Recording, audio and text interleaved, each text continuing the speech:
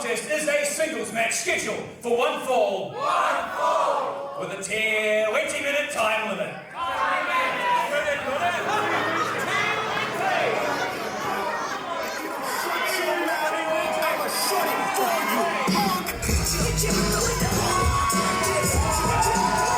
Introducing first, Toothless Nico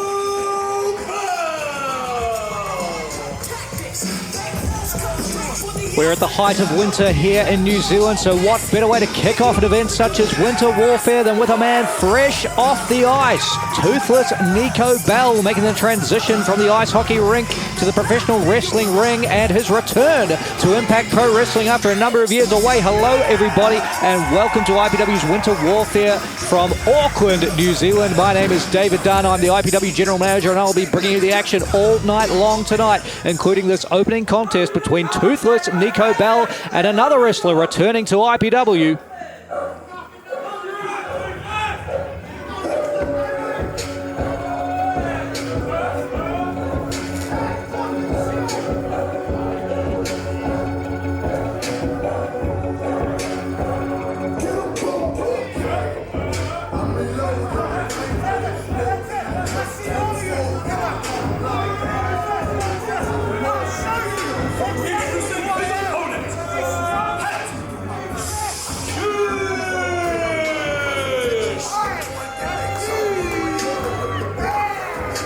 Pat Shisk wearing the colours of Aotearoa Wrestling tonight as he enters the ring at IPW's Winter Warfare. Shisk, of course, made his debut for Impact Pro Wrestling a number of years ago, but in recent years and months he has been plying his trade in an Aotearoa Wrestling ring where he's a former Aotearoa heavyweight champion, a man who went undefeated in Aotearoa Wrestling for the better part of 4 years. And tonight, Shisk in his re-emergence at IPW looks to put on a show against Toothless Nico Bell, who has removed the ice hockey jersey. Getting ready to throw down here in centre ice. But Pat Shisk, who is built for carnage, can give every bit as good as he gets. This one is poised to be hard-hitting, it's poised to be impactful, and it's poised to kick us off for what is sure to be an historic night at IPW's Winter Warfare. The bell sounds, we are underway. Toothless Nico Bell, built for carnage, Pat Shisk, here we go.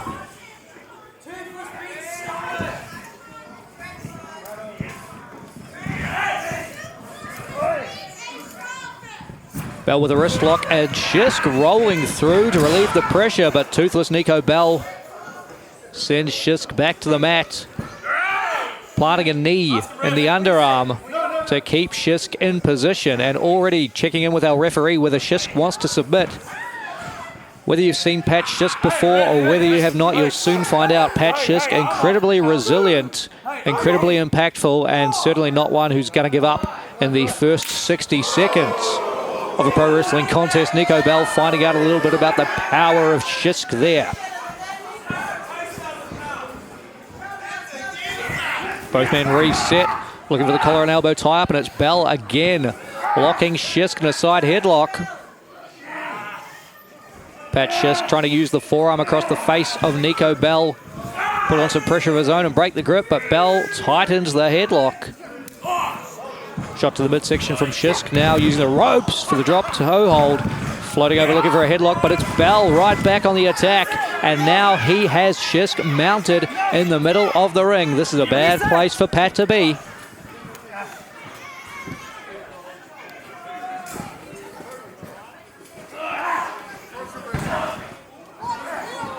And for the first time in this matchup, we see the size discrepancy as Nico Bell looking for the takedown, but Pat Shisk powers Bell up and over. Bell lands on his feet. Side headlock takedown from Bell, again returning Shisk to the mat. And this is going to be frustrating if you're Pat Shisk. Frustrating if you're anybody, but Shisk especially. Into the cover here, look out, shoulder was down just for a moment. Shisk has been training with Aotearoa Wrestling as part of the Warrior Wrestling Academy, but also with the New Zealand Wrestling Olympic team. Honing his skills there Dabbling in striking as part of City Kickboxing, Pat Shisk just about as well-rounded a combat sports athlete as you can find in this nation. And toothless Nico Bell, a multi-sport athlete, off the ice rink and into the professional wrestling ring, is finding a home for these strikes time and time again. He's got Shisk in the corner. Big flying back elbow finds the mark. Straight back to that headlock, looking for a bulldog. Shisk reversal. Hurtling Nico Bell halfway across the ring. How's your point now?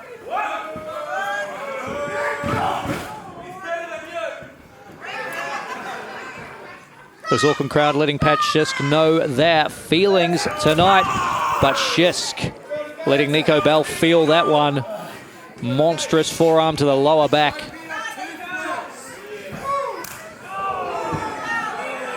Knife edge chop from Shisk. Clubbing blow to the back again.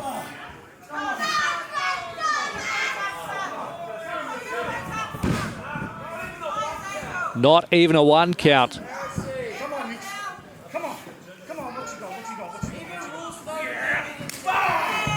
And now Nico Bell firing back with some chops of his own, trying to back Shisk up to the ropes.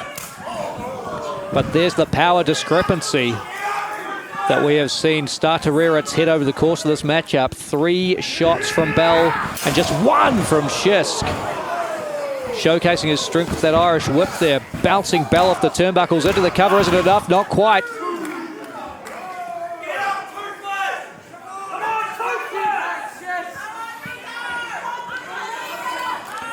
Bell now back to his feet using the ropes, but still not out of harm's way. Knife edge chop from Shisk, setting Bell up, thinking about a suplex maybe. Oh!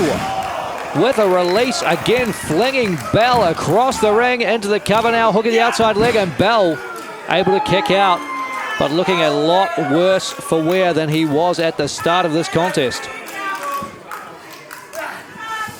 And now Shisk looking to slow things down. He's let Bell feel the power. Now let's feel the vice-like grip of Shisk, ramming a bicep into the neck, into the jaw.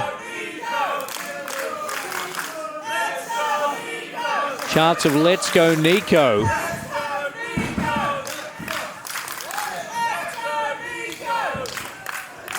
And Bell able to make his way back to his feet. Closed fist to the midsection. There's another looking for a jawbreaker. Staggering Shisk.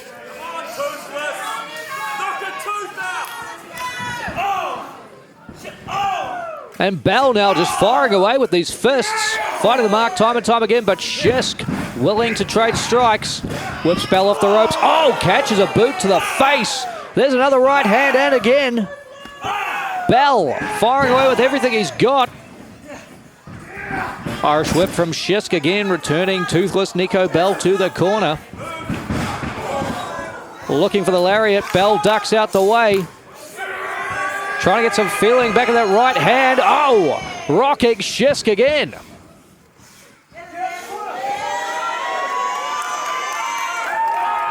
And Bell biting him.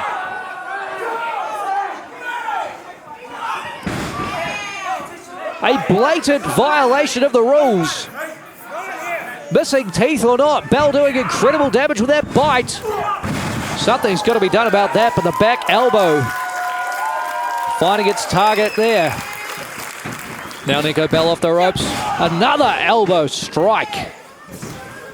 Hook at the outside leg of Shisk with the cover here. Shisk in trouble. Shisk kicks out. I'm going to kick its teeth in. Ever since losing that tooth, Nico Bell has unleashed a more vicious and violent side of himself, vowing to kick Pat's teeth in, make Shisk resemble Bell here. Looking for that toothpick shot, but Shisk avoids. Oh! Missed on the first, but uncorked on the second double barrel lariat. And Bell barely kicks out.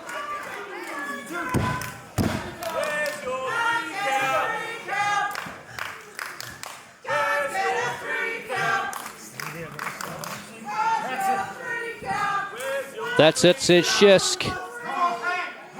unable to pin Bell off the double barrel lariat. Up and over. Oh! Bell got the knees up. Shisk landed midsection first over the unforgiving knees. Things going from bad to worse for Pat here. Meanwhile, Nico Bell might be thinking about that toothpick kick. Oh, Shisk plucks Bell out of the air, turns him over, and spikes him with the bomb track. This one is over. Your winner, Pat Shisk. A successful return to singles action, a successful return to Impact Pro Wrestling. Pat Shisk making a statement tonight, putting down Nico Bell with the bomb track, whether Auckland is happy about it or not.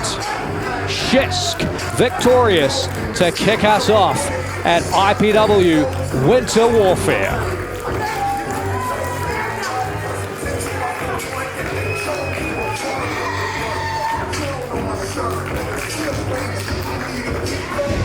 Pariah finally steps into the ring against a fired-up Joseph Cruz. But with Dr. Adams looming, is Cruz walking into a fight or a trap?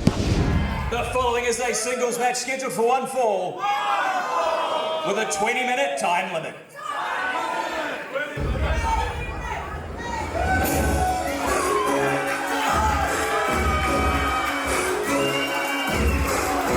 Introducing first, accompanied by the Sigma Collective, Joseph Cruz.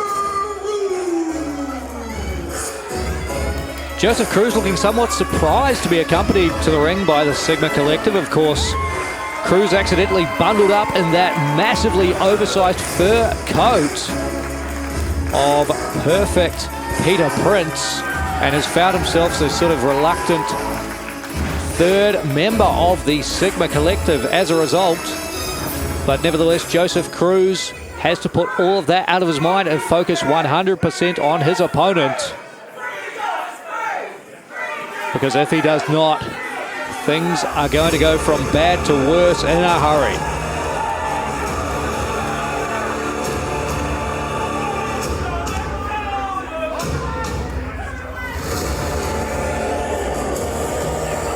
Dr. Adams emerges, which can only mean one thing: the arrival of Pariah. Accompanied by Dr. Adams, he is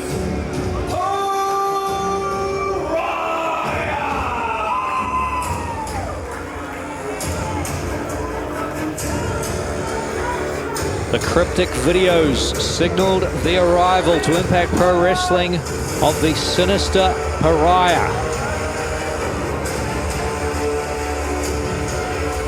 You see the Sigma Collective not particularly interested in getting involved with Pariah here, who is still shackled, courtesy of Dr. Adams. But once the chains come off,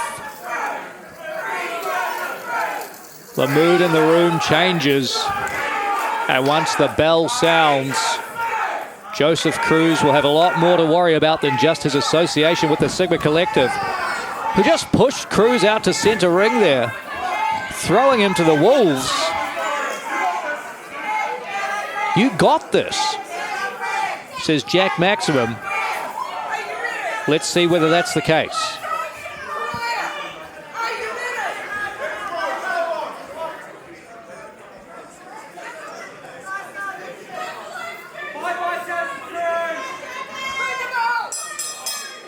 Even referee Ann Wood somewhat concerned about this one. The bell has sounded. Pariah, stoic, has not moved as Dr. Adams offers a last bit of advice. And now Pariah off the chain, swarming Joseph Cruz in the corner and very nearly getting disqualified seconds into this matchup.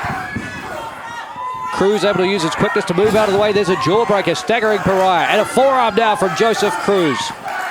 Rocking Pariah, but only for a moment. Swinging wildly with the lariat, Joseph Cruz ducks under it. Crossbody takes down Pariah.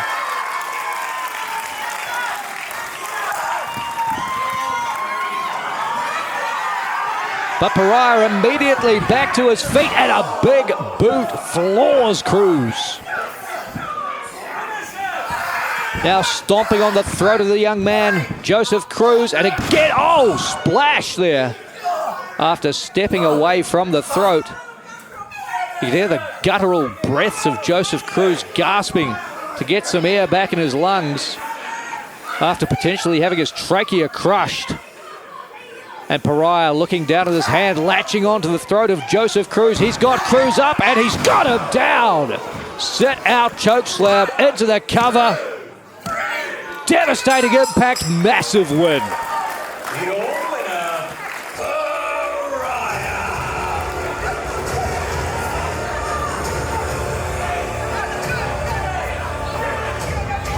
The Sigma Collective very hasty to beat a retreat once Pariah made his way to the ring. And with Joseph Cruz left out there on his own, this result was academic. I'm hesitant to say whatever Dr. Adams is doing is working because we do not yet know his intentions. But in terms of wins and losses, this alliance between Dr. Adams and his harnessing of the power of Pariah are proving to be a real problem for the Impact Pro Wrestling roster.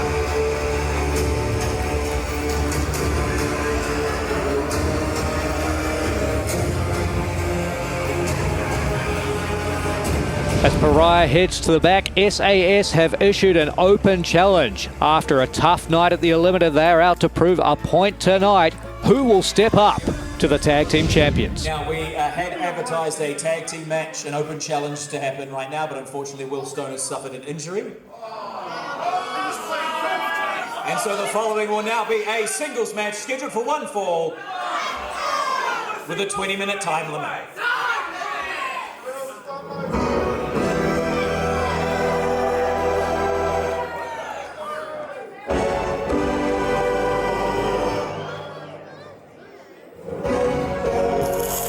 Let's go, Bob. It's that time. Introducing first, he is one half of the Aotearoa Tag Team Champions, Alex Savage! Well, the tag team nature of this matchup has changed. Will Stone suffering an injury, unable to compete tonight, but the open challenge part of it still stands. Alex Savage out here, one half of the Aotearoa Tag Team Champions, not traditionally that successful as a singles competitor. Of course, at our last major event, the Eliminator, Alex Savage cashed in his Eliminator contract to become part of the IPW New Zealand Heavyweight Championship match between James Shaw and Jay Rilla. And in the end, Savage was responsible for the crowning of a new New Zealand heavyweight champion, but perhaps not in the way he had intended when Jay Rilla, the Great Ape, battered Savage and pinned him to take the championship from James Shaw. Nevertheless, Savage remains one half of the Aotearoa Tag Team Champions and gets a chance to redeem himself in singles action tonight.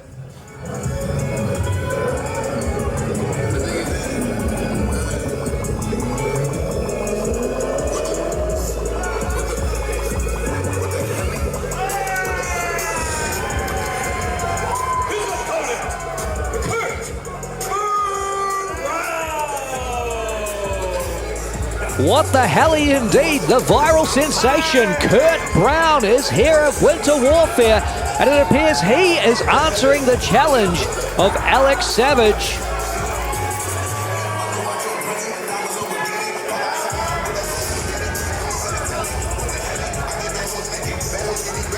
Brown bringing his own camera team to document tonight's action. He is fired up tonight. The social media megastar of New Zealand Pro Wrestling, owner of a TikTok with north of 8 million views. Can he achieve a viral moment tonight, answering this open challenge, taking out one half of the Aotearoa Tag Team Champions? If he can walk away with the win tonight, the sky's the limit for Brown.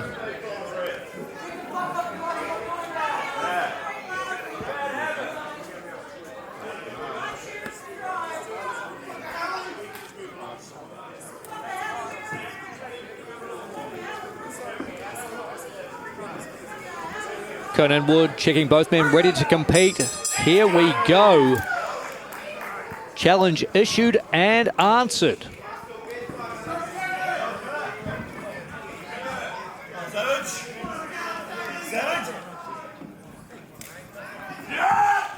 Lock up in the middle of the ring. And it's Kurt Brown showcasing his power. Backing Alex Savage into the corner.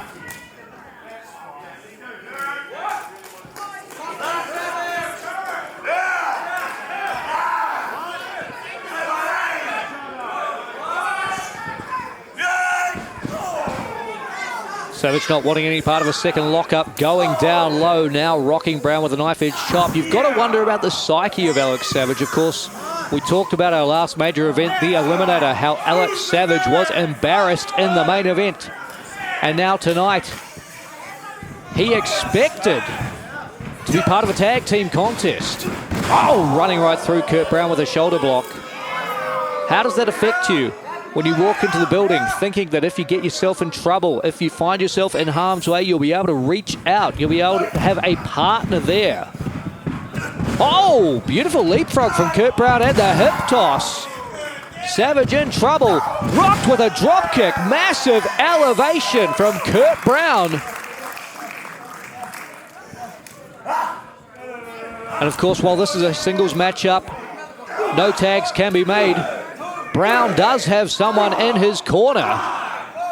PK, part of Team Brown, out here to document the action as Brown rains down with these right hands in the corner. Being admonished by our senior official, Conan Wood, by Alex Savage on wobbly legs after those shots.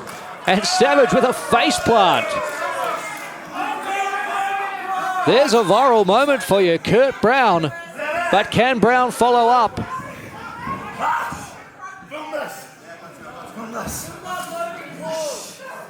Making sure the camera angle is just right.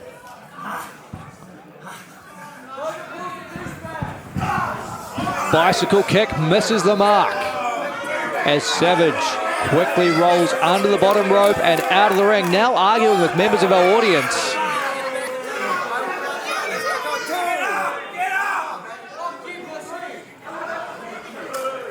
Savage taking a breather. Conan Wood telling Kurt Brown to wait in the ring, beginning the count. Savage will have until a count of 10 to make his way back between the ropes. And Kurt Brown doesn't want to wait, doesn't want to give Savage that time to recover. Brown giving chase.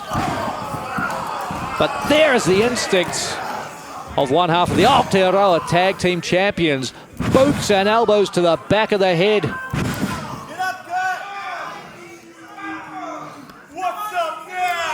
Cutting Brown off as he attempted to chase Savage back into the ring. And that speaks to the levels of experience between these two. Kurt Brown, making waves in the New Zealand professional wrestling scene, has a ton of upside, but very young and very new into his professional wrestling career, whereas Alex Savage takes down Brown with the back elbow there. He's been there, he's done that. He knows just about every trick in the book. Has he done enough to put away Kurt Brown? No, not yet.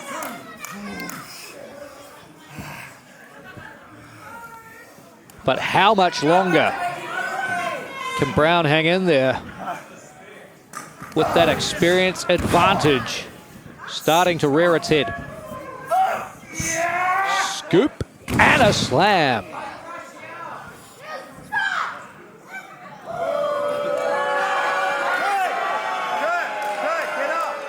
Savage cupping his ear, soaking in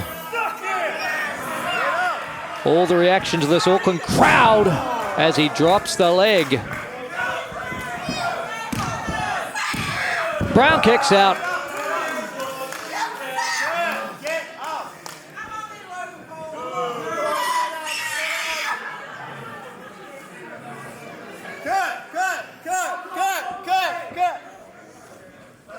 Back to his feet now, Kurt Brown, but immediately choked out over the top rope. Alex Savage using every bit of that 5 count.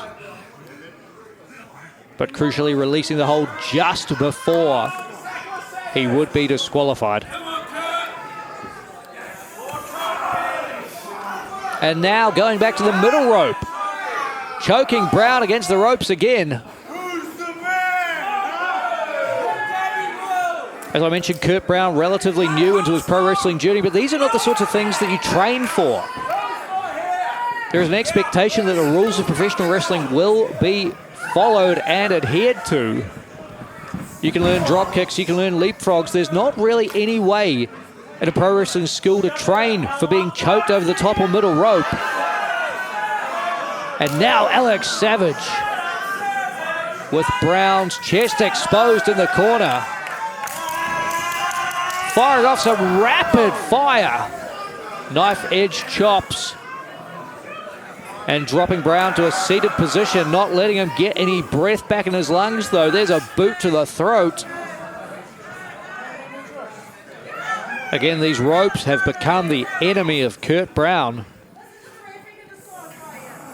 who unfortunately has a camera at ringside to document this whole thing. Something tells me this video not going to be making its way to the Kurt Brown TikTok or YouTube channels.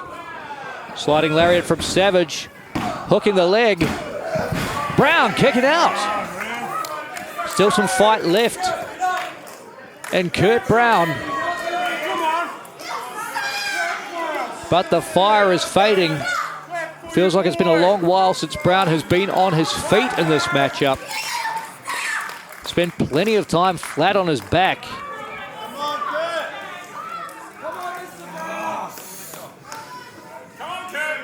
And now as Brown finally gets back to a vertical base, Alex Savage is there with the Cobra Clutch. Immediately locking in the submission. Brown trying to fight it. Drops to a knee as Savage releases the hold. Oh! Brown may have been playing possum there. Let Savage build some momentum, rushing off the ropes. And knock down one half of the tag team champions with a back elbow. Both men rushing in. Brown strikes first. And again, another clothesline. Third one misses, but the drop kick does not. Brown with the last burst of adrenaline now, trying to pin Savage. 2.5, but Savage gets the shoulders up. And that may have been the last bit of energy that Kurt Brown had left.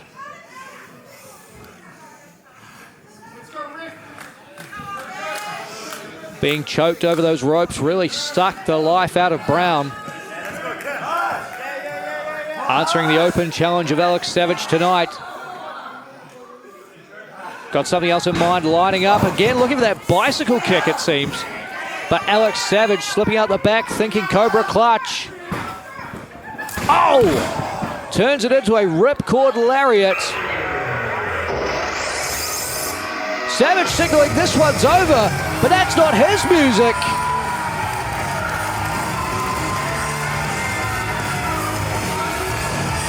New Blood, career rivals of Savage and Stone. Out here, some snacks in hand, and they're parking up on the stage. They've got a better seat than even I have tonight. They want to see how this matchup unfolds between Savage and Brown. And there is the bicycle kick from Brown. Savage distracted. Savage covered. Savage beaten.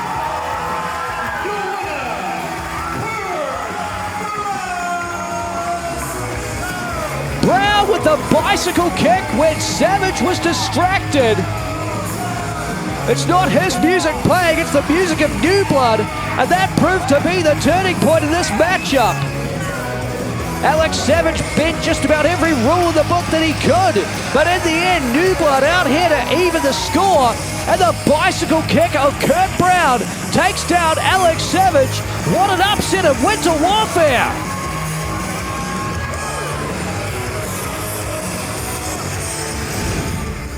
Well, coming up next, tensions will be high as four competitors who know each other all too well face off for the now vacant Warner Cup. Ladies and gentlemen, the following is the four-way match for the vacant Warner Cup.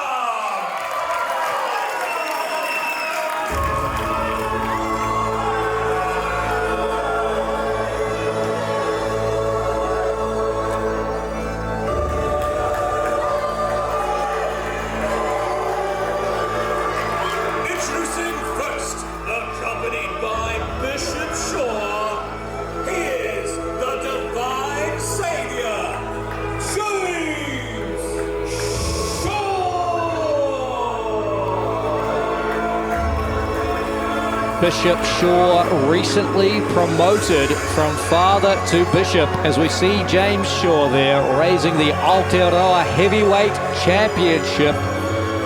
Tonight, Shaw looks to make it 2 of New Zealand's championships that he goes home with, as the vacant Warner Cup is on the line. Will it be heading to Church and State? And if so, which member of Church and State?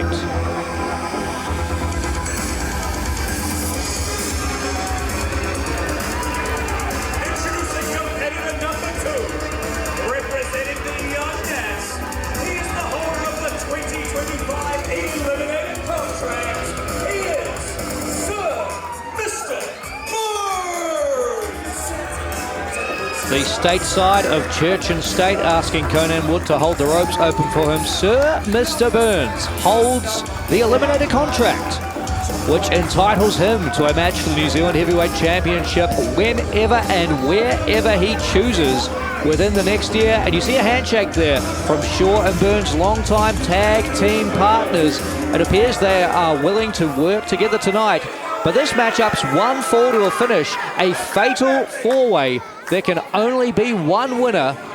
What happens if it comes down to a scenario where Shaw and Burns have to pick who is victorious?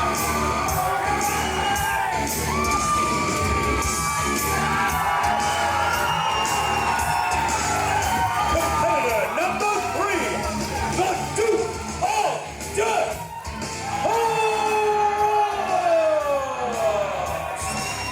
You hear the reaction from this Auckland audience as the ultra-popular Horace makes his way to the ring. Former New Zealand heavyweight champion in his own right, as are all 4 members of this Warner Cup decider. The Duke has had an impressive 2025, but can he pick up the Warner Cup and carry it into 2026, where it will prove to be most valuable of all? We'll touch on that in a moment as we await the entry of the final member of this fatal four-way.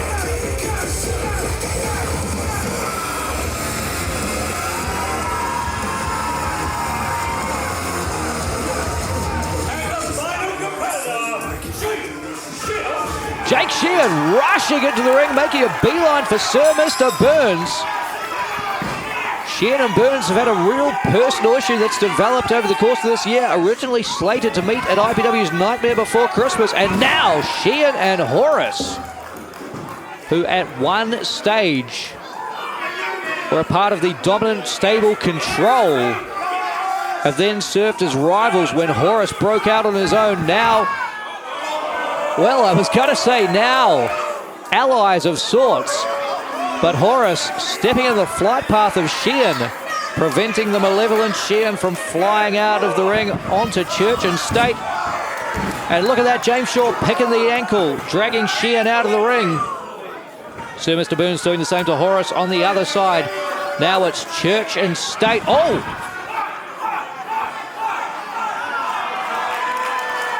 I thought perhaps Burns and Shaw were going to have to throw down here.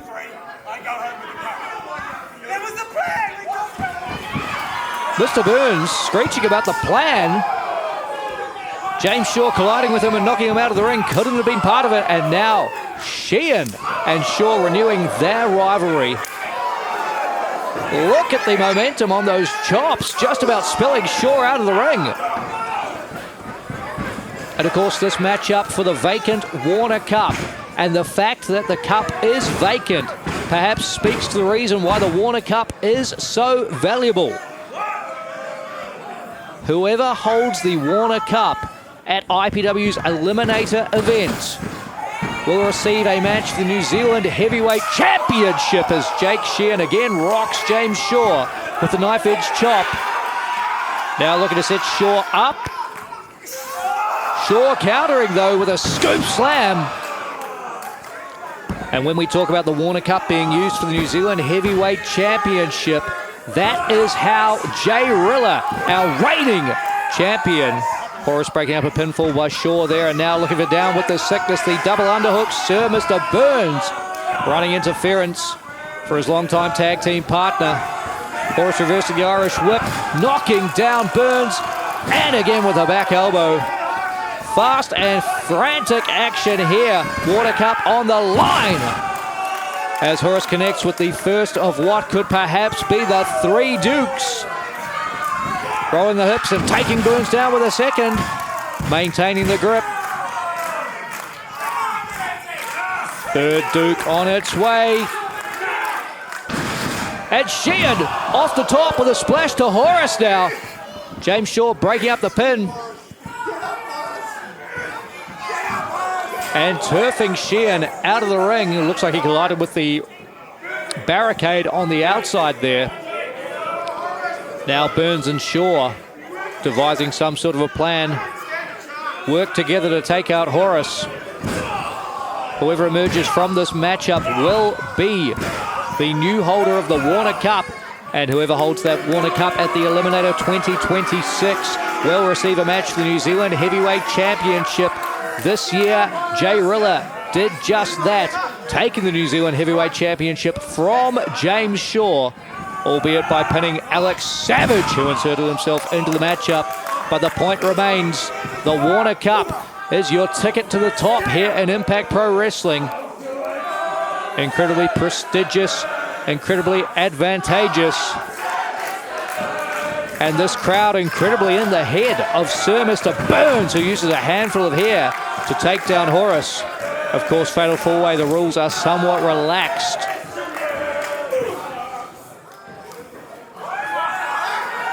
Shaw may have hurt his hand with that shot there as Mr. Burns goes to the midsection. Knocking Sheehan off the apron again. Church and State doing their best to isolate Horace, but the Duke of Death doesn't give a damn what the numbers are.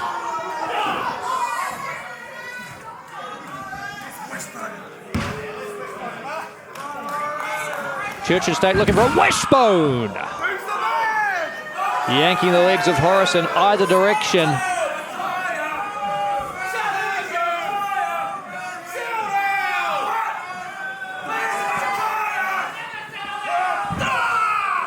Of course, Sir Mr. Burns does hold the Eliminator contract, having won the Eliminator from number 20. Had the numbers advantage on his side that night, and may have a numbers advantage here if he and Shaw can continue to work together.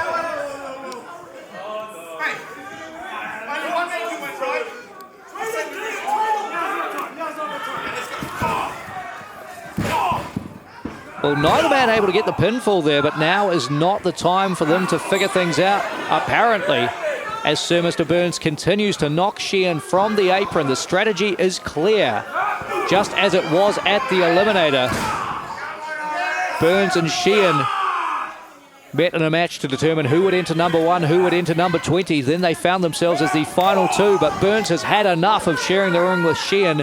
Does not want Jake in there at all tonight. The game plan from Church and State, divide and conquer, as these two continue to double up their offense on Horace. Back to the plan. Yeah.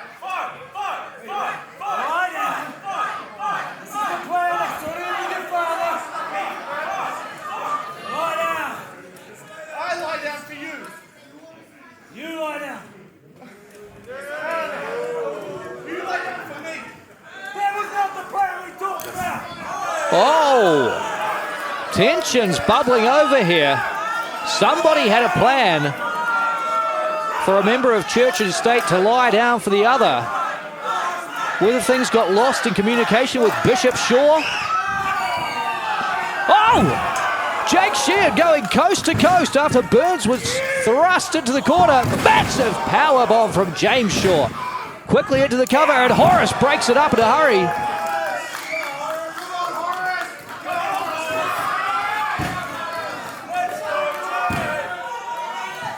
All four men down here.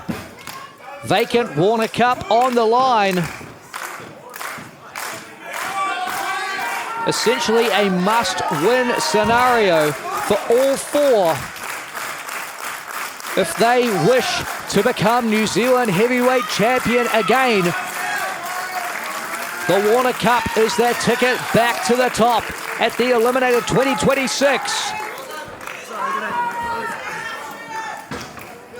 Shaw and Horace back to their feet, throwing down at Winter Warfare.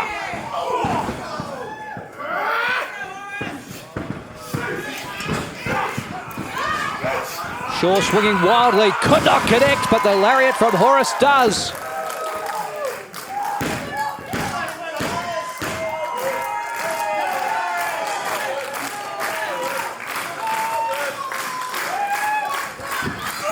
Back elbow in the corner for the Duke of Death, and there's one for Sir Mr. Burns. Oh, James Shaw gets the boot up and staggers Horace as Burns crashes into him. No time for Burns to admire his handiwork as he's knocked down by a series of back elbows from Sheehan. Spinning Burns around, rocking him with the Garmangiri. Burns eats the double knee strike in the corner. There's one for Shaw.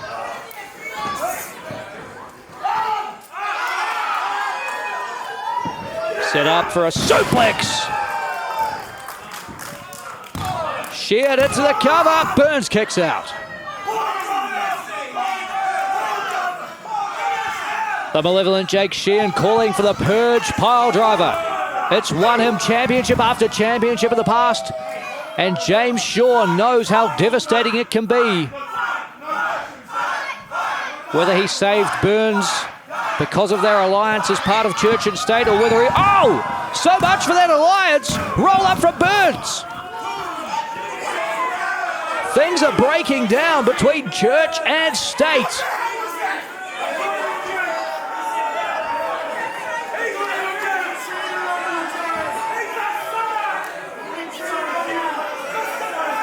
Burns trying to walk back his betrayal of this coalition.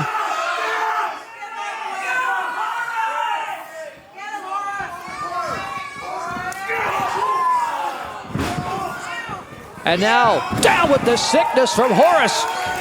Spikes Sir Mr. Burns. And next, the Duke for Warner Cup.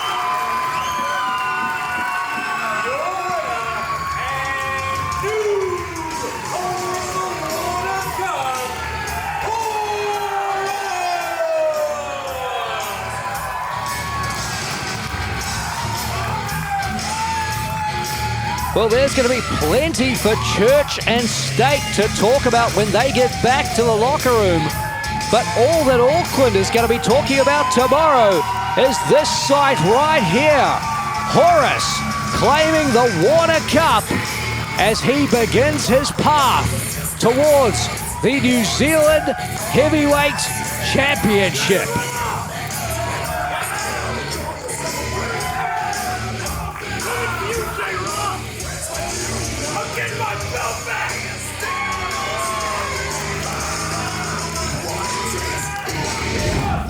This isn't the Warner Cup.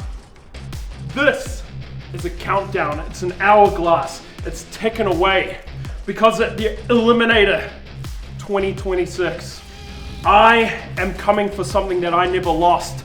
I am coming for Jay Rilla. And I am coming for my New Zealand Heavyweight Championship. The following is a singles match scheduled for one fall with a 20-minute time limit.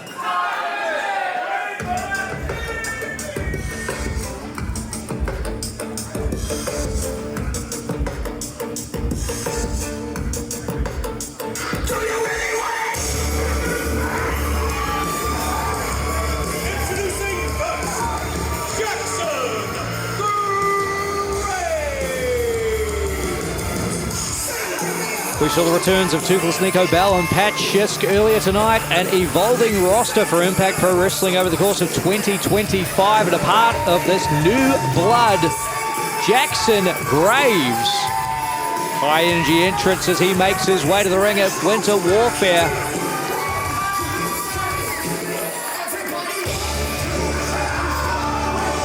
An exciting young competitor and a new addition to the IPW roster. But will Jackson Graves be heading home with a win?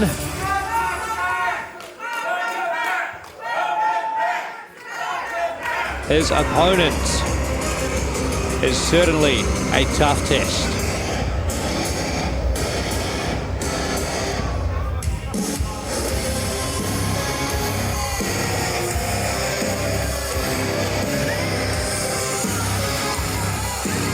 Flanked by the New Zealand Women's Champion Megan Kate and superstar Troy Daniels, Anthony Khan never alone, raising the fist in the air that signifies the dominance of Khan Capital.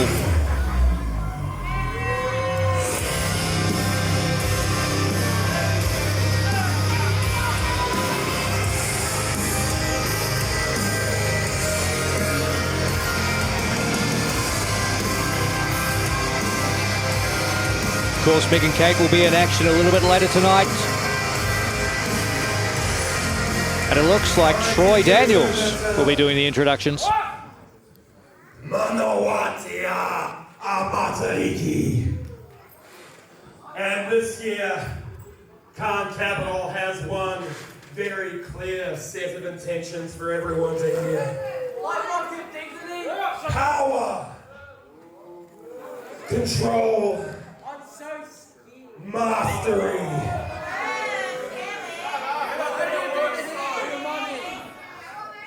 I am Troy Daniels, and it is my profuse pleasure to introduce to you our leader, the chairman of Khan Capital.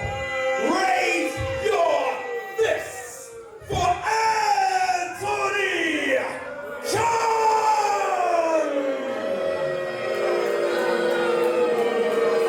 Not so much a raising of fists, but a raising of voices. Boos raining down for the Khan Capital side. I'm so scared.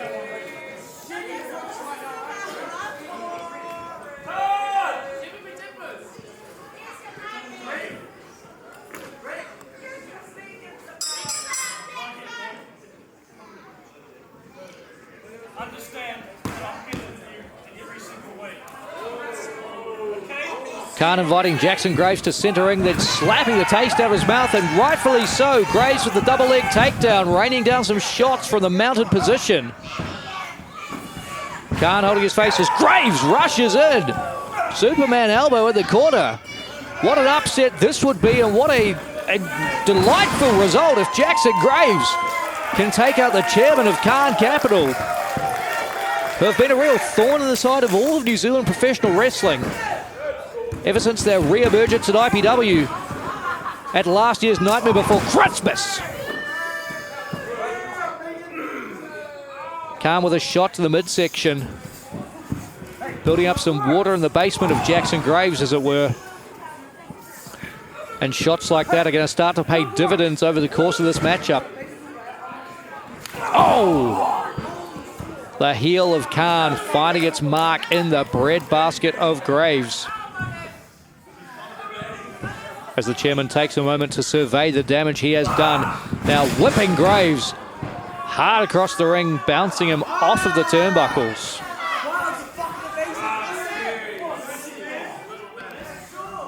Khan turning his attentions to this Auckland crowd, making sure they're aware of the damage he is dishing out.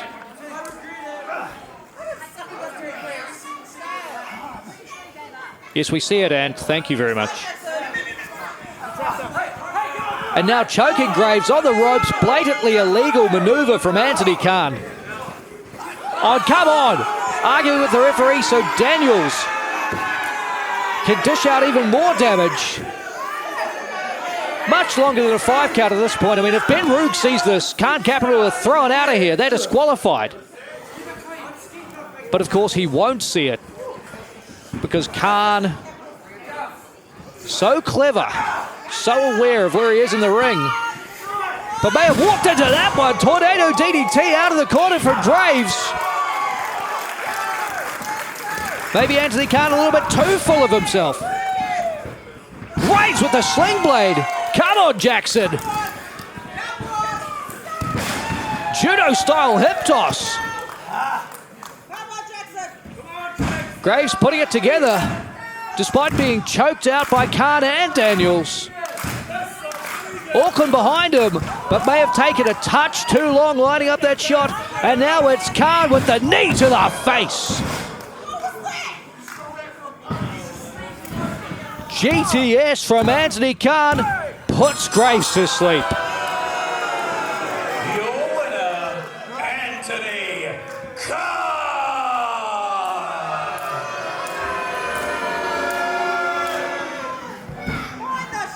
Oh, come on, what's Khan doing here? Inviting Megan Kate into the ring. The matchup's over. Megan Kate stomping the back. No, no, no, no, no, no, no, no, no. A curb stomp from the New Zealand Women's Champion to a defenseless Jackson Graves. A disgusting display from Khan Capital.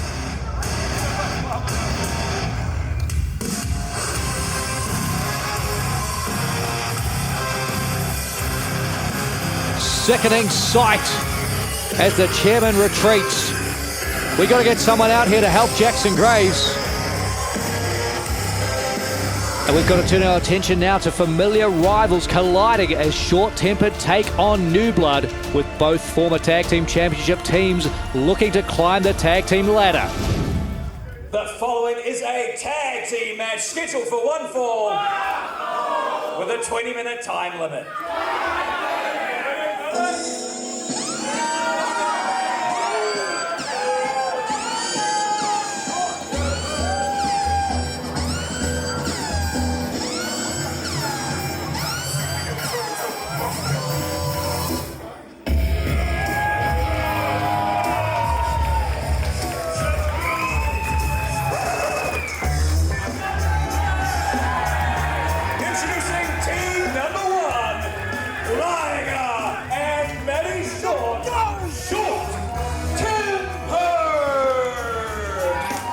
The odd couple of New Zealand professional wrestling, Short Tempered, Liger and Matty Short. Accomplished wrestlers in their own right, accomplished wrestlers as a tag team. Both Liger and Short have held variations of the Warner Cup. Liger, a former New Zealand heavyweight champion. And despite the reluctance of Liger and Short to appear on the same page here, former Aotearoa tag team champions as well.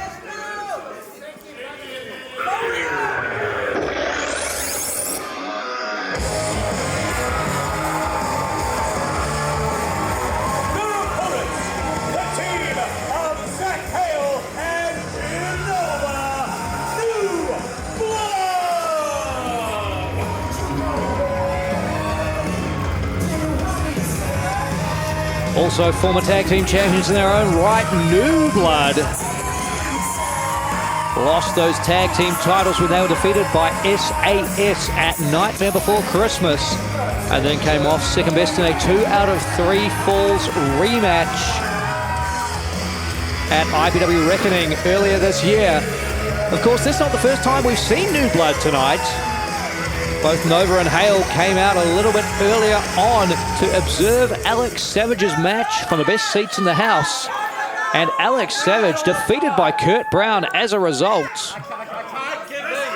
There's obviously a personal issue that remains between New Blood and SAS. And if New Blood can overcome Short Tempered tonight, you gotta believe that perhaps it will become a professional one again as New Blood move one step closer to a rematch for the Aotearoa Tag Team Championships. Let's not get ahead of ourselves here though. Short Tempered, very competent and very capable of taking out this matchup tonight. Who can advance up the tag team ladder in this, what is in essence a #1 contenders match for the Tag Team Championships. Around and around and around Nova goes to break out of the wrist lock.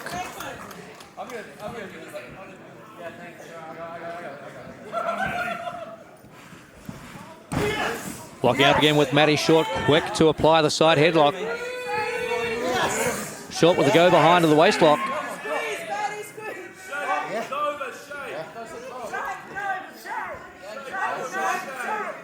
Nova trying to change his center of gravity Reverses, doesn't opt for a waist lock, looking for the headlock there. Matty Short backs Kid Nova to the ropes, shoots him off. Thinking hip toss, oh! Some agility from Kid Nova, up and over. And an arm drag now takes down Matty Short.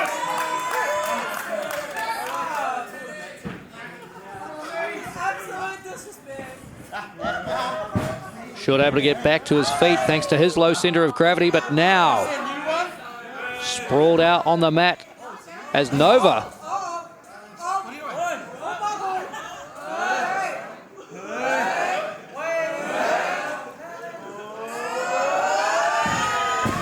rolling Short into a cover. Matty Short able to break out of it just before the 3. Hits the ropes now, trapped in the waistlock. Dance, Matty Dance. Got to do a lot to tame the hips of Matty Short, who gyrates his way to freedom. And there's a schoolboy to Kid Nova, look out. Whoa, impressive power from Matty Short. And Liger pleased by what he sees from the corner.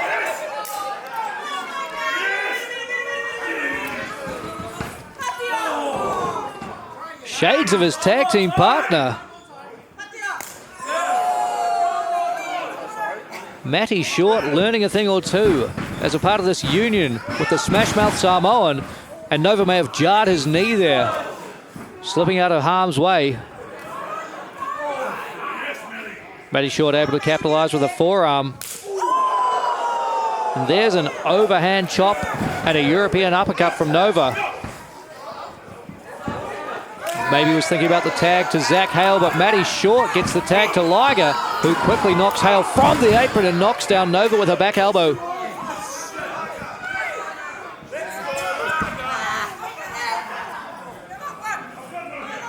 Handful of hair bringing Nova back to his feet. And a chop bringing him down to his knees.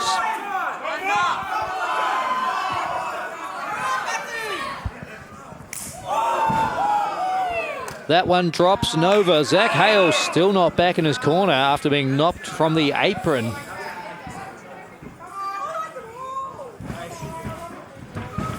Liger setting up for a snap suplex.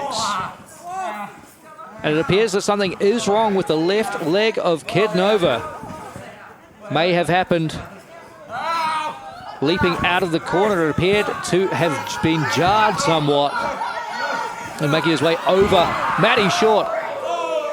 And unfortunately for Nova, Liger homing in on that injury. Dropping his full body weight down over the left knee.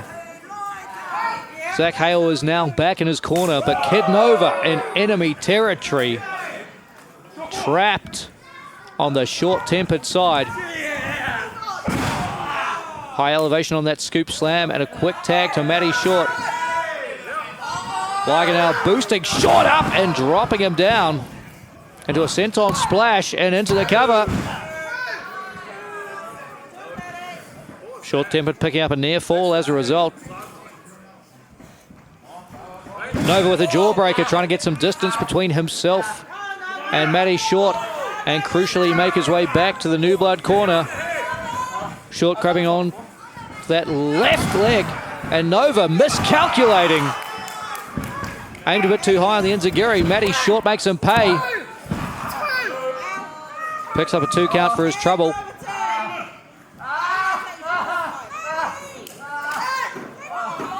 And you hear the cries of pain coming from Kid Nova as Matty Short used that left leg to drag Nova back to the short-tempered corner. And Liger has made it abundantly clear that left knee is the target. Chop to the chest.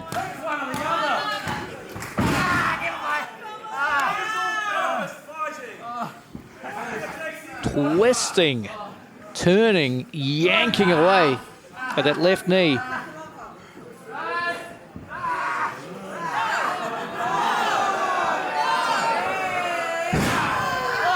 Liger dropping all of his body weight back.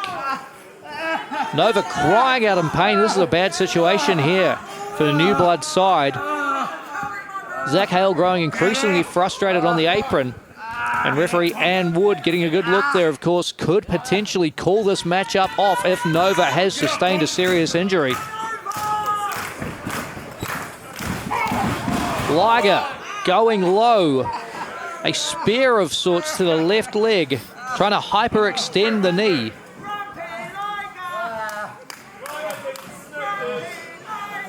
And again, this appears to be an injury caused by Kid Nova on the leapfrog of sorts out of the corner.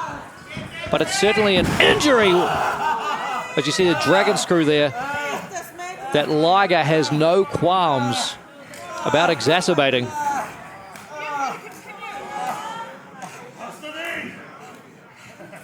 And Wood checking. Liger giving her a moment to potentially bring a premature end to this match. But Nova intimating he is good to continue. We'll see for how much longer, having to use the ropes there to get back to a vertical base. You see very reluctant to put any weight on his leg. Slips up and over as Liger was thinking about a shin breaker. And there is a shining wizard from Kid Nova, wrapping his right knee, his good knee, around the temple of Liger. And now, inching closer, fingertips away, makes the tag to Zach Hale. A much-needed break for Kid Nova. And now it's Hale and Matty Short as the legal men. Hale spent a long time cooped up on the apron. He is ready to unleash a real arsenal on Matty Short. Sending Short across the ring into the corner. Short reverses, up and over goes Hale. Didn't appear to jar his knee as he introduces both knees to the face of Matty Short. Meteora in the corner, nowhere for Short to go. He took the full brunt of that impact as you see Liger watching from the apron before being knocked down to the floor. May have landed ribs first across the barricade to it. Zach Hale with a tope suicida through the ropes to take out Liger.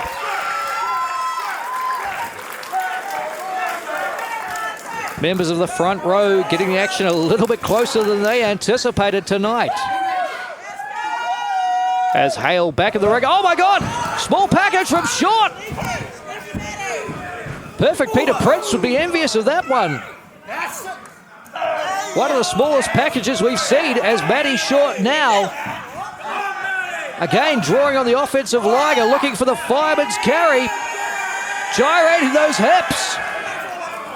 And may have spent a little bit too much time showboating before that. Oh! Well, I spoke too soon. That one paid off. Anti-air from Matty Short. The elbow strike taking down Zach Hale and earning himself a 2 count.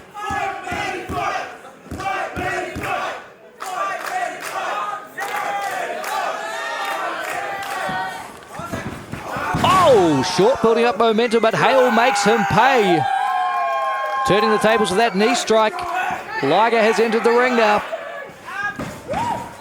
Handspring. Oh! And there's an anti-air attack from Liger.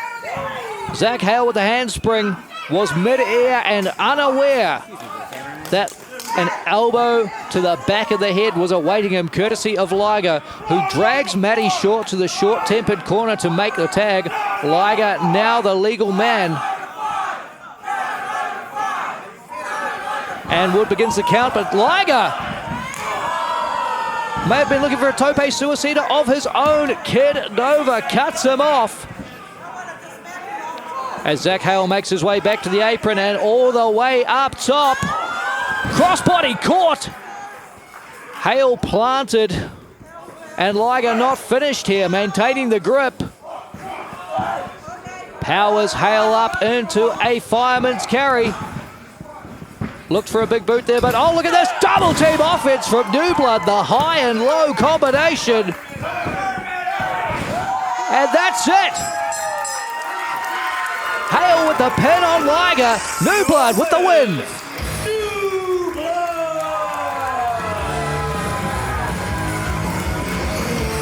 A tough test there for New Blood. Kid Nova in real trouble in the early going with what appeared to be an injury to his left knee. But a handshake from Matty Short shows there are no hard feelings in this one. And as things start to break down in the end, it was the double team offense from New Blood picking up the win and moving them one step closer to a rematch with SAS for the Aotearoa Tag Team Championships.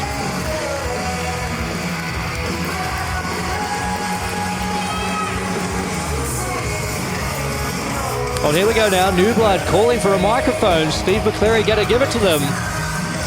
Let's hear what Nova and Hale have to say.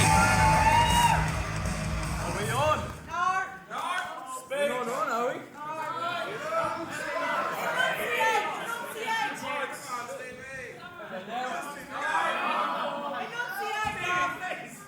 About now. All right. I want to keep this short and sweet. So, Alex Savage, SAS, you have something that belongs to us, and you took it through nefarious means. You call yourselves champions, you're not champions. You're golden-clad cowards. You want to be the top dog? How about this? We issue a challenge. One-on-one for the last time. Let's close this chapter. The Aotearoa Tag Team Champions versus Aotearoa's favourite sons. 2v2. Fans, bring the weapons!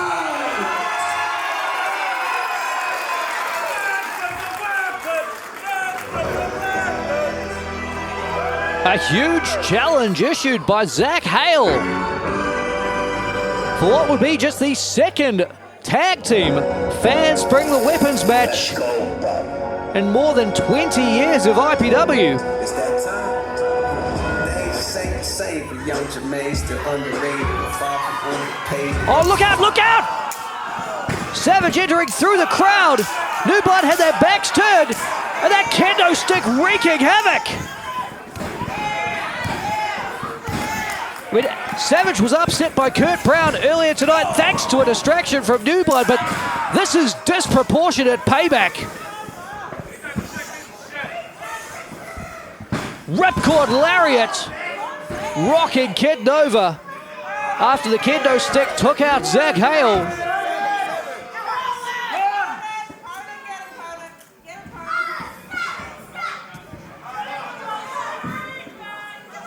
And Alex Savage still with a kendo stick in hand. It appears this assault is not over. Our referee core out here now to try and break things up, but Savage wrapping the hand of Nova around the ring post. Shoving Coda Wood. No! Savage just connected full force with that kendo stick to the left hand. We were concerned about the left knee of Nova over the course of that matchup, but a kendo stick to the hand when the hand was trapped around the ring post, and now Alex Savage fleeing through the crowd. Tell you what, a loss never feels good.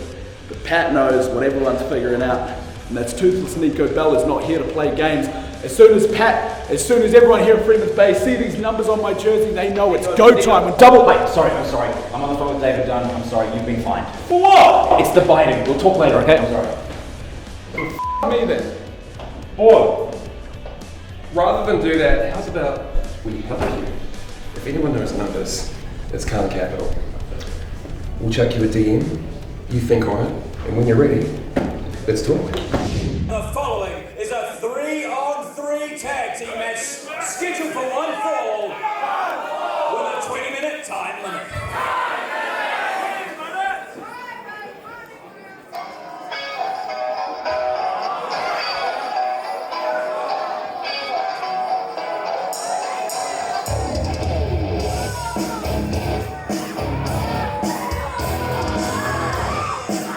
Introducing first,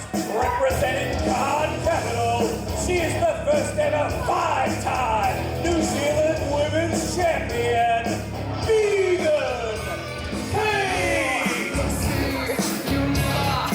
Megan Kate proving how devastating she could be a little bit earlier tonight with a curb stomp to Jackson Graves after Graves took on Anthony Khan.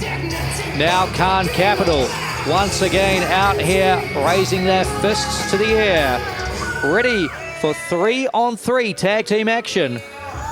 But Anthony Khan and Troy Daniels will not be the ones in Megan Kate's corner.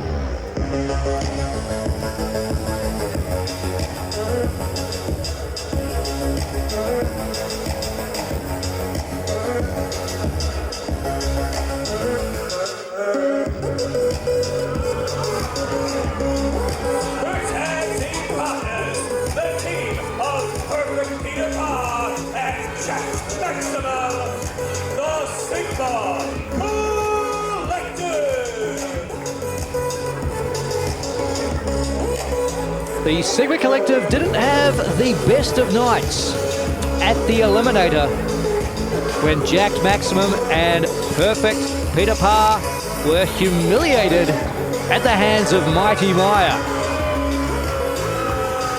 But now, with the 5-time New Zealand Women's Champion Megan Kate on their team, in their corner, might the Sigma Collective fare somewhat better at Winter Warfare?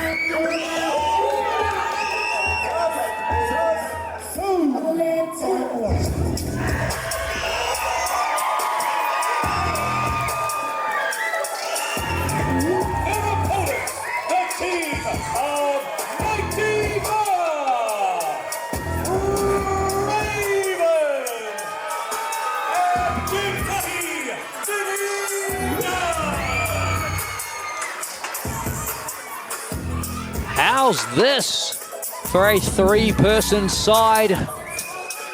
Mighty Maya, Raven, and Te Tahi Vinny Dunn. What a lineup here to take on Megan Kate and the Sigma Collective. Mighty Maya undefeated in singles action in 2025. Having clashed with Raven a number of times this year. Those matches building up a healthy degree of respect between Maya and Raven. And now with Te Tahi Vinny Dunn in the mix, a very formidable 3-person side. As Maya perhaps looks to turn in a showcase performance tonight and establish her claim to a one-on-one match with Megan Kate. With that New Zealand Women's Championship on the line. Vinny Dunn here offering a game of paper, scissors, rock to see who starts things out.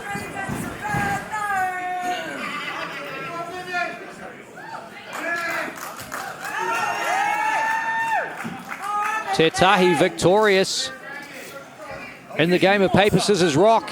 Can he be victorious in this 3-on-3 tag? Starting things out against the New Zealand Women's Champion, against a woman who betrayed him at Nightmare Before Christmas. Of course, Megan Kate and Dunn were once part of the dynasty.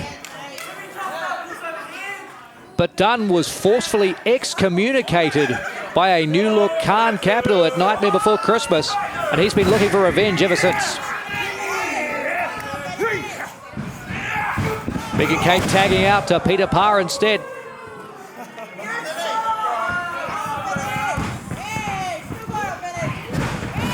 Oh, leapfrog from Dunn and a hip toss. Follows it up with the clothesline.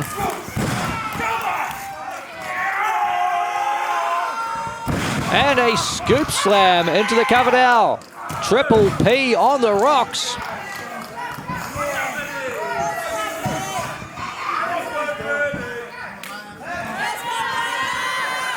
Tag now, Mighty Maya, the legal woman.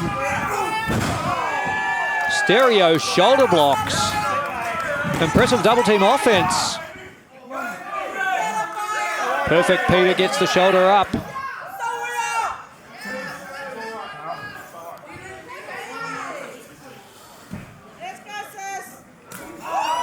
Whoa!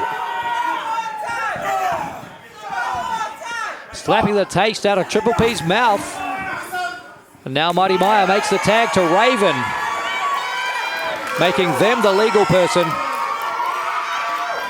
Do you see the sign blocking our camera shot here? Raven has been immensely popular with this IPW audience from the moment they debuted earlier this year.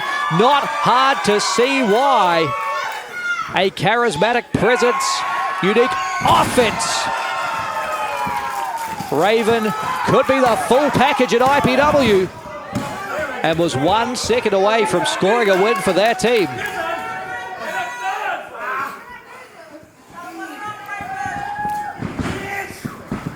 Perfect Peter with the reversal, swinging wildly as Raven ducks under these shots. Twisting cross body press. Earns themselves a 2 count.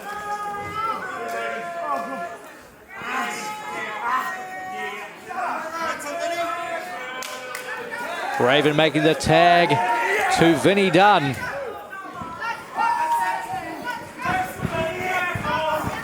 Oh, Megan Kate with the roundhouse shot from the apron. We talked about the issue between Dunn and Kate earlier on, and now Triple P trying to capitalize on the distraction. Titahi Vinny Dunn going to have eyes in the back of his head. And going to have to do something about getting his fingers stopped on there. Now the tag's made to Jacked Maximum. Once an Alpha, now a Sigma.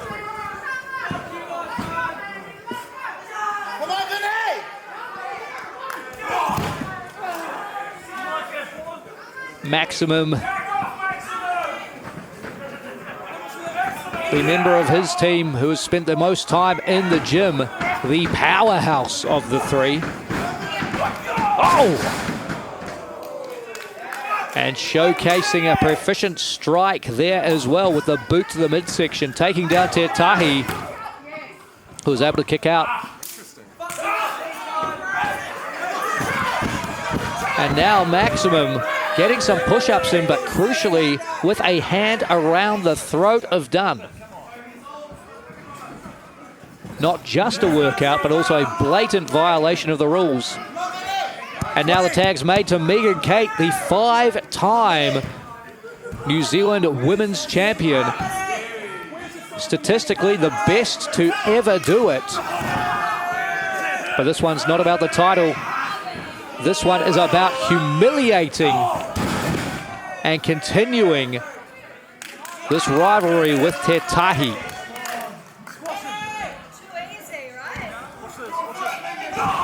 Too easy, says Megan Kate, and she drops all of her body weight down in the back senton to Tetahi, who is himself in his own right a 4-time New Zealand heavyweight champion. It's why Megan Kate and Vinny Dunn made so much sense as a unit in the dynasty. These are two of the most decorated athletes, male or female, when it comes to singles competitors that we have seen in the modern era of New Zealand professional wrestling. And now, Khan Capital enjoying what they see as Megan Kate bringing the fight to Tetahi Vinny Dunn and making the tag to Jack Maximum.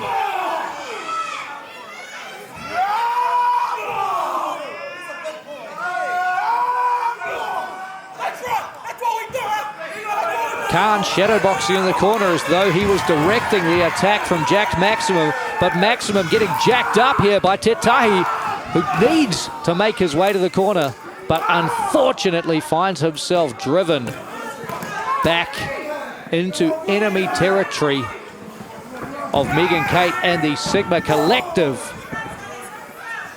Perfect Peter whipped into Tetahi, who appears to have a busted nose here. Blood streaming down the face of Dunn as Triple P locking in a chin lock, trying to restrict the flow of blood and of oxygen. Dunn breaking free. Gets Peter up. Takes him down, back suplex. This may create the distance Tetahi needs, but can he capitalize by making the crawl to his corner and crucially making the tag? Whether it's Raven, whether it's Meyer, it does not matter, but Tetahi needs to get out of this matchup. Tag made to Mighty Meyer. In comes the matriarch. And just like at the Eliminator, the Sigma Collective are finding out what it means to be in the ring with Mighty Meyer. And it does not spell success for Triple P.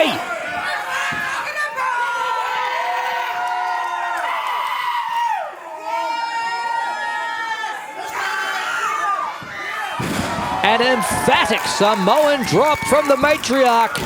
Hook in the outside leg, and jacked Maximum driving a boot into the back of Mighty Meyer. That brings Raven into the ring, who drives their boot into the chest of Maximum and spills him through the ropes. Raven not done now. Shot from the apron, knocked off by Triple P, who's knocked down by Tetahi. Oklahoma-style power slam over the shoulder from Dunn. Blood streaming out of the nose and down the face of Vinny Dunn. It doesn't matter to him. He is locked in. Or at least he was until Anthony Khan ran interference, causing the distraction. And there's that ultra small package from Triple P.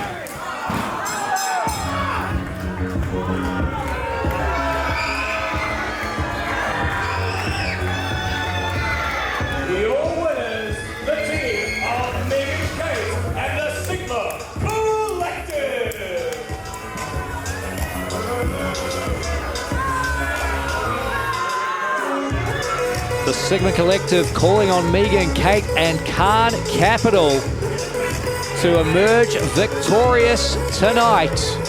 The numbers game simply too much as Vinny Dunn storms out of here to get that nose looked at. You see spatters of blood covering the chest of Triple P. Megan Kate now entering the ring, raising the fist high, Khan Capital style, as the Sigma Collective flex with her. An unconventional three-person side, but winners here tonight. Squats! Now! All right. The Sigma Collective. We are unstoppable, we haven't been beaten, and we have all the momentum. And that is why we are entering the prestigious Peter Lane tournament. So consider this a warning to anyone else that's in that tournament. Am I in it? Shut up! Coming up next, it's time for our main event and the first defense of the New Zealand Heavyweight Championship from the new champ, the Great Ape, Jay Rilla. Are you ready for your main event? The following is for the New Zealand Heavyweight Championship!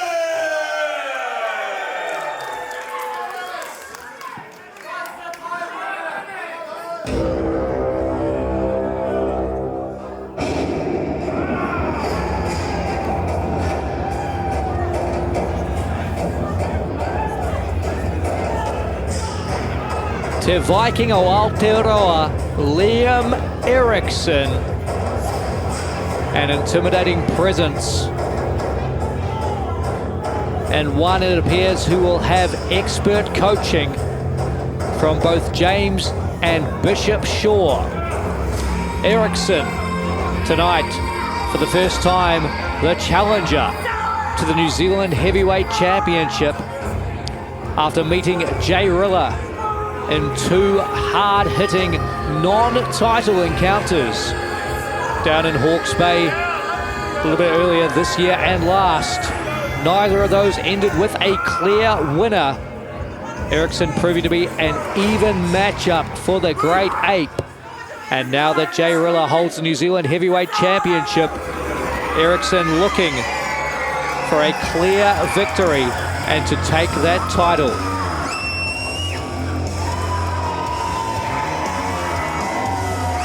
But the mood in the room changes the moment Jay Rilla steps out here. The Great Ape is finally the New Zealand Heavyweight Champion. And he is looking to turn in a statement first championship defense tonight in our Winter Warfare main event.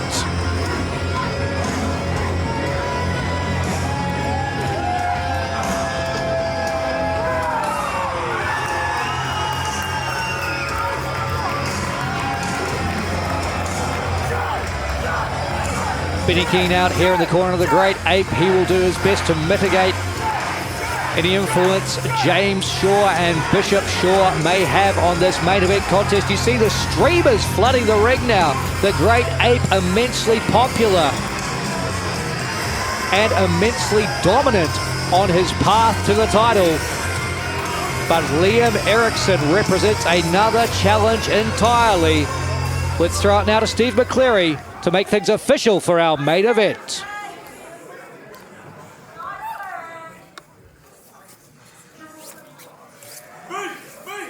Your main event is for the New Zealand Heavyweight Championship. It is scheduled for one fall with a 60-minute time limit. Introducing first, the challenger. He stands over 2 meters tall. He weighs 150 kilograms. He is the Fight King, Liam Erickson!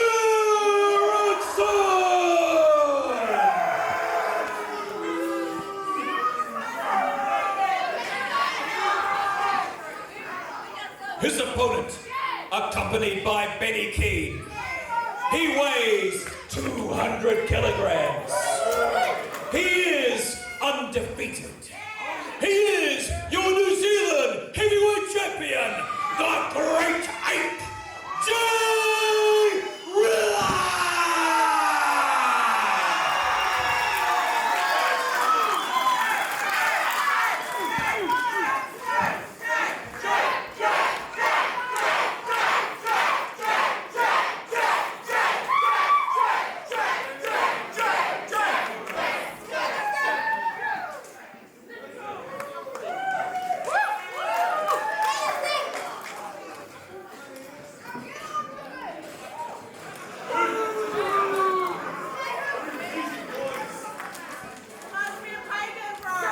It has been an eventful night, no doubt about it, but this matchup, the one with the most questions of all, finally, we have arrived at our main event, the first defense of the New Zealand Heavyweight Championship in Jay Rilla's reign.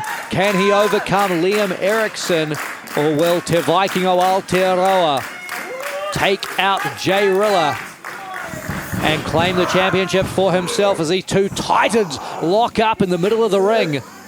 Massive, massive men competing for the New Zealand Heavyweight Championship. You heard the stats read out by Steve McCleary there in the introduction. 200 kilograms for Jay Rilla, 150 for Liam Erickson.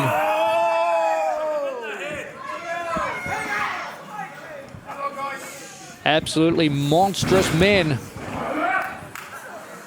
jockeying for position here. Of course, Erickson has somewhat of a height advantage, but giving up a little bit, or more than a little bit, in weight when it comes to the Great Ape.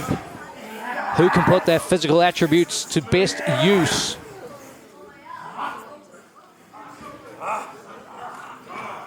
As both seem very evenly matched here in the early going. Twice the collar and elbow tie-up, and twice somewhat of a stalemate between champion and challenger. Benny Keane rallying this Auckland crowd behind Jay Rilla, as they have been for much of the Great Ape's journey, undefeated in IPW on his path to the New Zealand Heavyweight Championship, finally making good on his destiny at the Eliminator when he pinned Alex Savage to claim the New Zealand Heavyweight Championship from then champion James Shaw, who has remained tucked out of sight on the stage area here. But you've got to believe, offered up a ton of advice to Liam Erickson, but there's only so much advice and so much game planning and strategy that can be done when you are in there with monstrous men such as these, who are exchanging shots in the middle of the ring. Overhand chops given and taken by both Eriksson and Jay Rilla.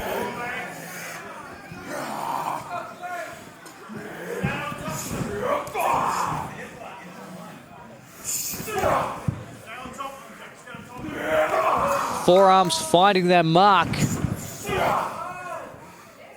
but neither man barely taking a step back.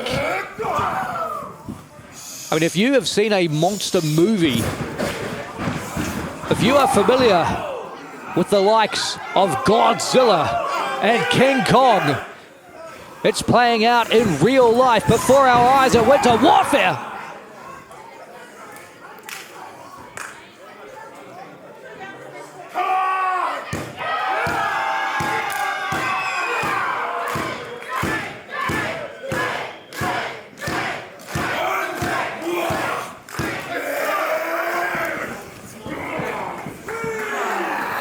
Eriksson now with a headlock after things were relatively even thus far in the matchup. But Jay Rilla using that extra bit of weight to back Eriksson to the ropes. Both men thinking clothesline.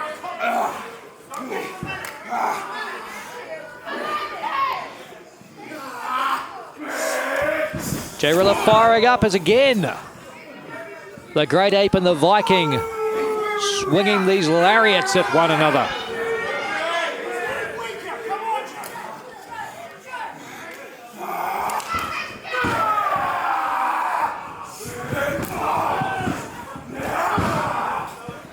Clotheslines again, and Eriksson with a knee to the midsection, changing up the attack. Shots to the back now. Jay Rilla starting to look like he may be in trouble. Could he be taken off his feet for the first time as Liam Eriksson latches onto the throat? If Eriksson's thinking chokeslam, this will be extremely ambitious. 200 kilograms of New Zealand heavyweight champion. Big boot from Eriksson brings Jay Rilla to one knee. Applause for the Shaw family. Jay Rilla back on his feet, but back in harm's way. Eriksson now in position for the chokeslam. Can he get it?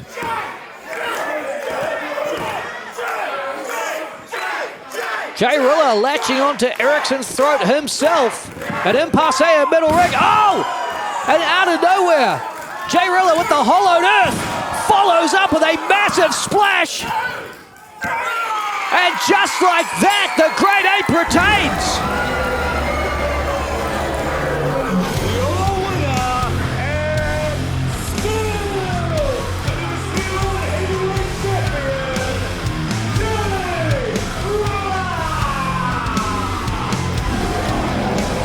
On paper, Liam Eriksson very evenly matched, but in reality, the Great Ape blows through his first challenger to the New Zealand Heavyweight Championship.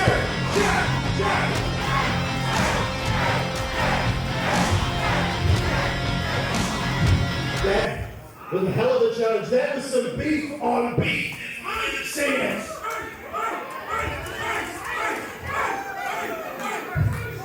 But don't think for a second, just as we were taking on the Viking, we weren't aware of the man watching in the corner.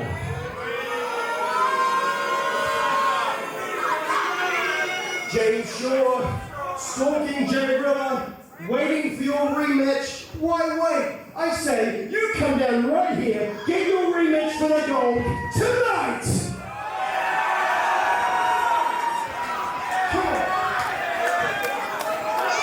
Are we about to see a second New Zealand Heavyweight Championship match? Come on, James!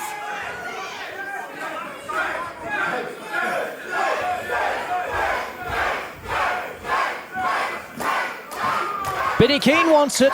Jay Rilla wants it. Auckland wants it. But it appears James Shaw does not. Coward, coward, coward.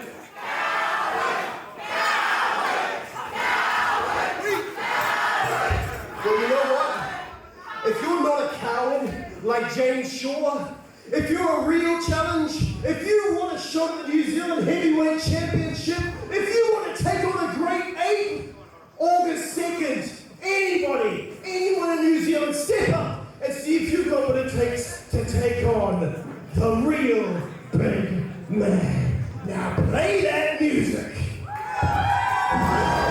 An open challenge issued for our next event. Can anyone stop Jay Rilla?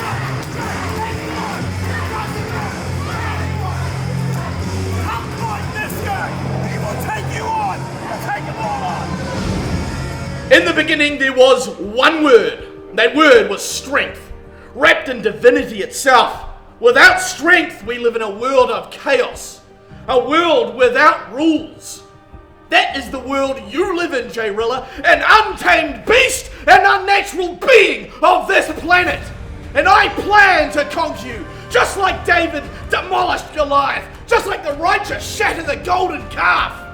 I am the new #1 contender, and I plan to recapture the New Zealand Heavyweight Championship, a false idol you worship. And I plan to make that championship holy once more with my Jarl and the Father. I will conquer you, an untamed beast of muscles.